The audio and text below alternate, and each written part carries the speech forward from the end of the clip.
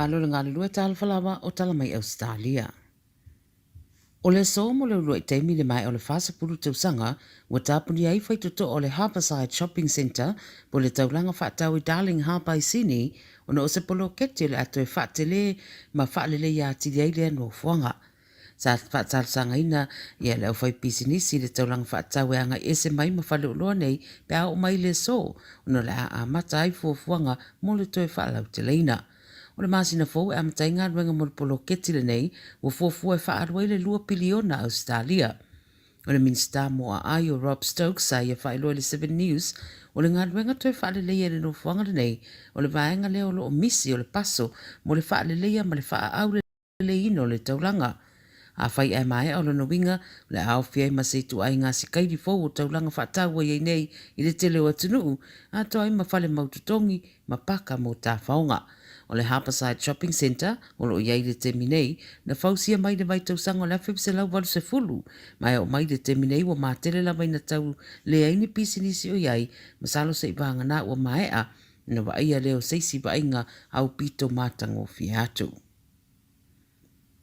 E luani e kalesia wa afia ni winga le manuia o whaaria nisi, o whaaleanga inai no whanga o e kalesia nei, a ora la tātu le whaamanatuina o le Kirisimasi. O le taulanga o Albury i New South Wales, le olo iei au lotu ia o le St. Patrick's ma le St. Matthew's Church, fōringa o lewa nā mana ia e ila tau na whaia le tūlanga le whaatino ina o ia winga le manuia.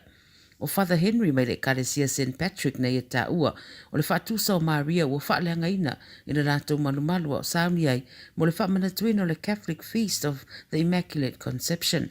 Pa mai Father Henry, o lona manato le tūlanga lea o se ospa inga ua whaia whaasanga le kalesia, ma ua le whaatasi pe whaalua foi, no ospa ia foi lea lava no whanga ia se tema.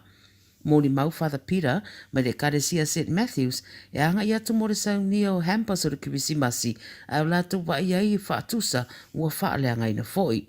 E manatu Father Peter, o le nei ngā yoinga e fōringa o se whaahilo, o loo iei se tangata o nofo ma se whaafi tāuli, e mana o mia o na whaia iei se fofo.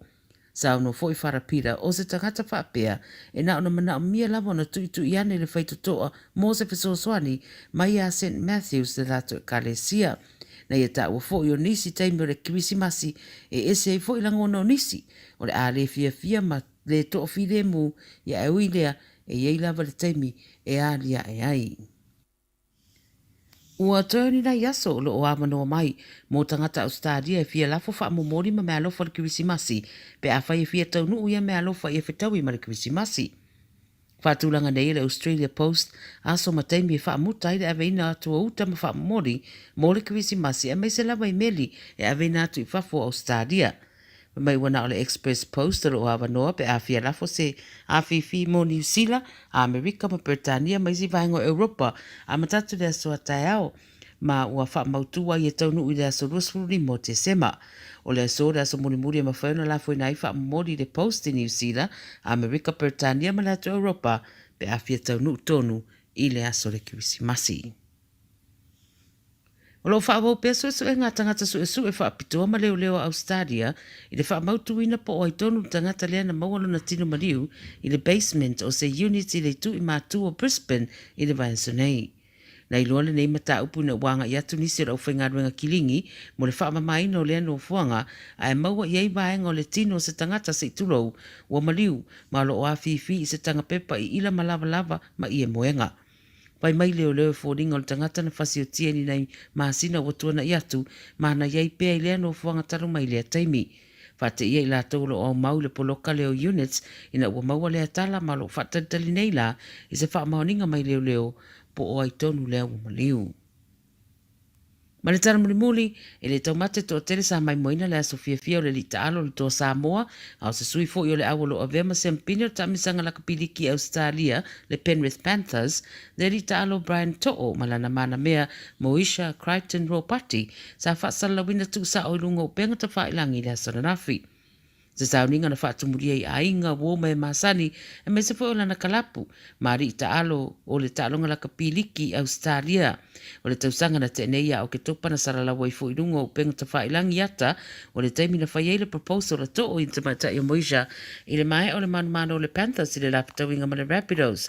Le ala o whaataun uina la wha moe e ala I le whai poiponga.